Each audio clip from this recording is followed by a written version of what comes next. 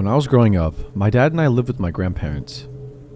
My parents had me while they were teenagers, and my dad got full custody because he lived with my grandparents, and my mom was just living with random friends and going from house to house every few weeks. I was the daughter my grandparents never had, and they absolutely adored me. When I was 6, my grandpa passed away from cancer. This story takes place about 5 months after he passed away. This was, I believe, a Saturday, and my dad was at work. My grandma decided to take me to McDonald's for lunch, and like any other 6-year-old, I was really excited. So we went to the McDonald's that was about 1.5 miles from our house. We ordered our lunch and sat down at a table to eat. At the time, we were the only ones eating inside. About 10 minutes after we sit down, a scraggly-looking man walks in, orders a meal, and sits down at the table diagonally in front of us to the left. The area we lived in was upper middle class, so the guy looked pretty out of place here. Grandma had her back to him, but I could see him perfectly. This man was at least in his mid-50s, with really shaggy and dirty white hair and beard. He had on blue shorts and a white t-shirt, also kinda dirty, and sandals. It's amazing. This happened about 21 years ago, and I can remember it like it was yesterday. So I noticed that under the table, this man had something dark, pink, and wrinkly on his lap. And he kept glancing at me and rubbing it every few seconds. In kindergarten, we learned about stranger danger and good touch, bad touch. And we also learned which parts of our body people weren't supposed to touch. It clicked in my 6-year-old head that this man was not supposed to have that out like that, nor doing what he was doing. I got really queasy and nervous. I didn't want to tell my grandma right then and there because I thought the man might hurt us. If my dad had been there, I would have said something because my dad was my hero and could absolutely destroy this guy. Instead, I put my Happy Meal box in front of my face so my view of this guy would be blocked. I had about half of my food left and I lost my appetite. Grandma asked me if I was full and I just said yes. I was and still am very petite, so not finishing a full meal was nothing new for me. She asked me if I wanted to go play in the play area before he left, but I just shook my head and quietly said, I want to go home. Grandma cleared our table and we left. When we got home, I was still really nervous and I felt like I was going to throw up. After a while, Grandma asked me, "What's the matter, baby?" And I started crying and told her about the man at McDonald's and what I saw. She didn't freak out or get hysterical. She just hugged me and said that it was all right, and to go to my room and play and that she'll take care of it. She wiped my tears and gave me a Kool-Aid burst and told our dog Patches to go to my room with me, which she did. After I was out of earshot, she called the McDonald's and told them about the guy. Crazily enough, he was still there. The manager told us that he would take care of it and call her back. I guess about an hour later, the manager actually called her back and tells my grandma that they called the police, who showed up in record time and they arrested the guy. When the police told the man to stand up, his man parts were still hanging out of his shorts. The manager also told my grandma that she could bring me back anytime we wanted for a month's worth of coupons for free Happy Meals.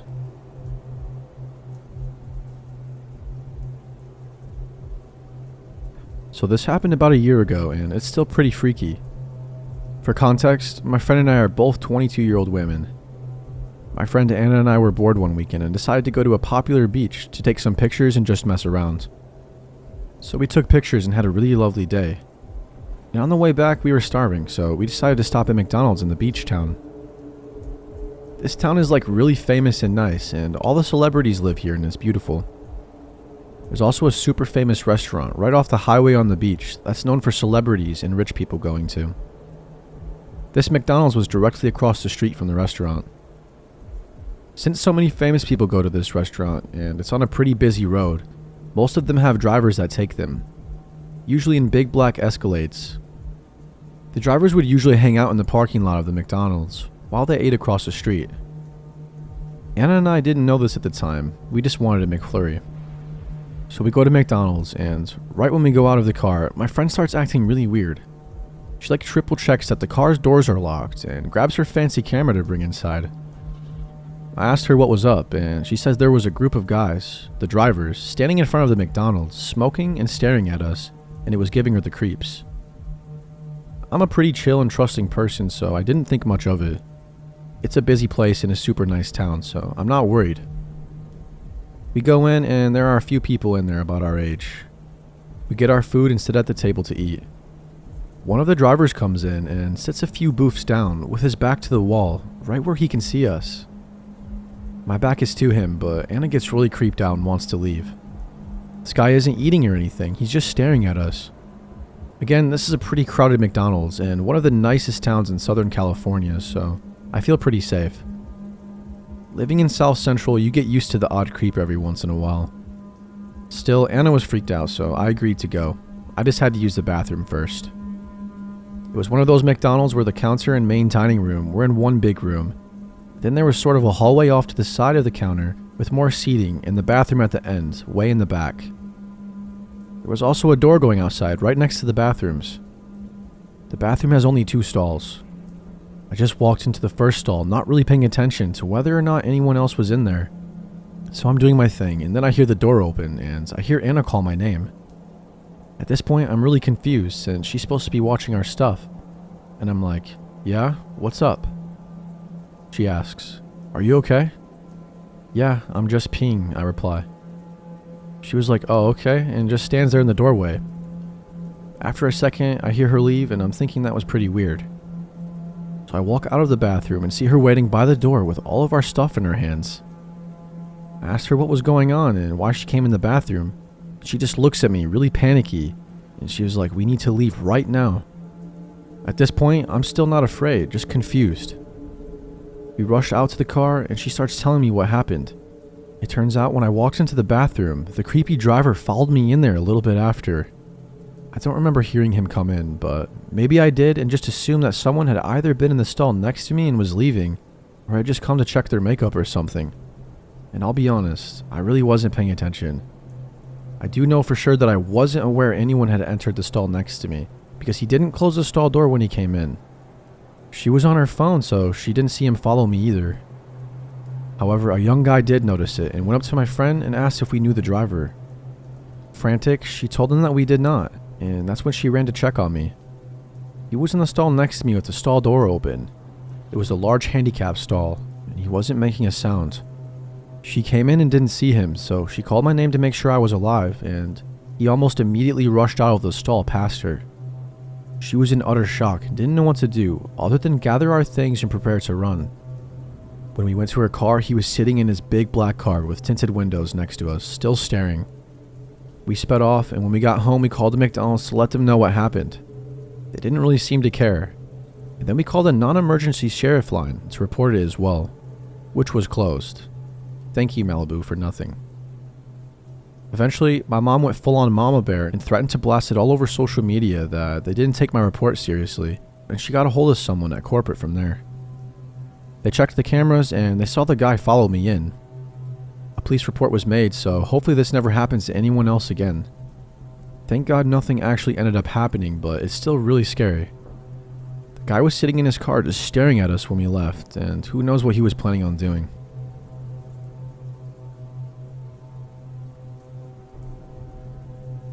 This happened about a year ago during my first semester of college. I went to art school in New York City, and my roommates and I were having a craving for fast food at around 12:30 a.m. We decided on the McDonald's down the street because we were classy. It was me, my mate Kat, and her boyfriend Tom. So we order our food. Kat and I decided to split a shit ton of chicken nuggets and pick a table by the door.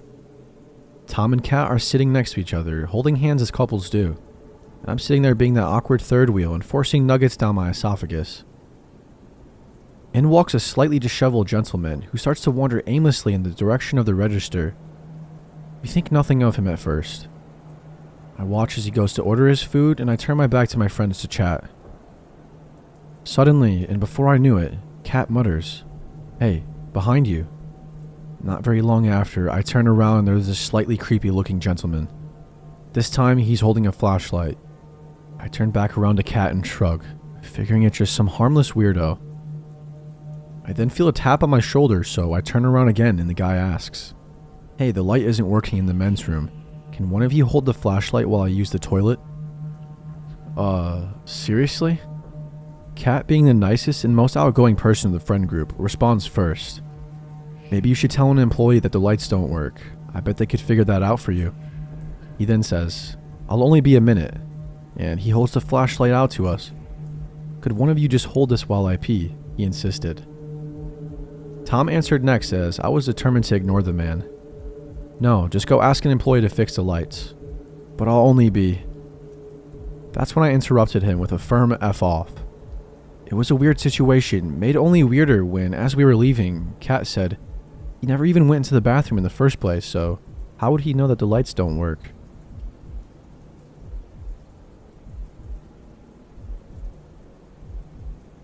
So I work at a small Mcdonald's in an even smaller town in the south, and I've encountered many strange people and I've seen some pretty messed up things. But I saw something today that I thought I would never see, and I was shocked at how many people didn't notice. Or maybe they didn't care about what was taking place right next to them. I was working behind the counter at 7 p.m. and we had lots of people in the lobby, a few children as well. I like kids, so I usually watch them play around in the lobby because they're really cute and I get bored. But I got distracted by the large amount of customers we had to serve, and I ignored the kids for about 15 minutes. I looked back when I heard a man ask in a small voice, almost whispering, "So how old are you?" I turned around to see this extremely tall guy with a shaved head and a red shirt talking to a little girl who looked to be around 5 or 6. He had a little boy around the same age on his shoulders who was giggling. They were beautiful children with blonde hair and blue eyes. I saw that they were happy and the guy seemed friendly, but something in my head made me feel extremely worried. I had a huge suspicion upon seeing this that these kids were not his. Besides, what grown man would ask a little girl how old she is? And if he knew who they were, wouldn't he already know? Why would he care? But after this, he said something that made my heart sink. "You should come with me now. I have a little brother who's 6 too. Let's go play with him." He then began to walk to the exit with the boy on his shoulders and the girl tagging along, and I immediately shot for the door to stop him.